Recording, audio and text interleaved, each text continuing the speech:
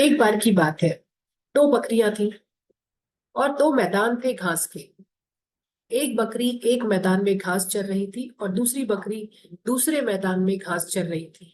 एक मैदान इधर था और एक मैदान इधर था।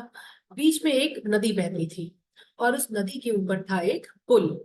उस पुल की एक खासियत थी कि वो पुल पर एक बार में एक ही जानवर चढ़ सकता था, एक ही जानवर उस पुल को पार कर सकता था।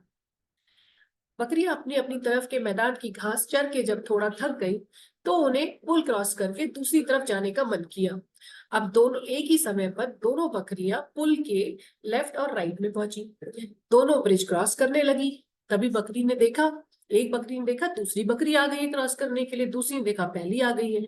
तो पहली बकरी ने दूसरी को आवाज लगा करके कहा, पहले मैं ब्रिज क्रॉस करूंगी, पहले पुल को मैं पार करूंगी, उसके बाद तुम पार करना।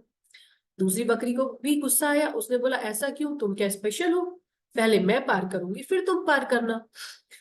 और ऐसे तू मैं करते करते झगड़ा करते करते दोनों बकरियों में आर्ग्यूमेंट चलता रहा।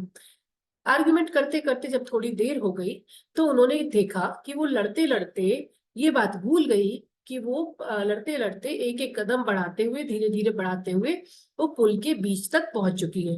और अचानक से पुल के बीच में जब वो पहुंची, पुल जोर से टूटा और दोनों बकरियां पानी में गिर गई।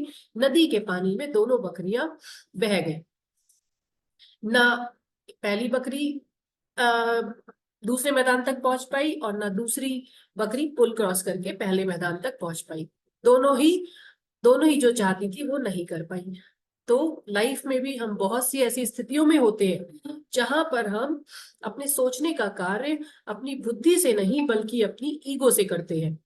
तो हम अगर अपने काम अपनी ईगो से करेंगे तो बहुत सी चीजों में ऐसा होगा कि हमें सफलता मिलने की जगह हमें नुकसान हो जाएगा।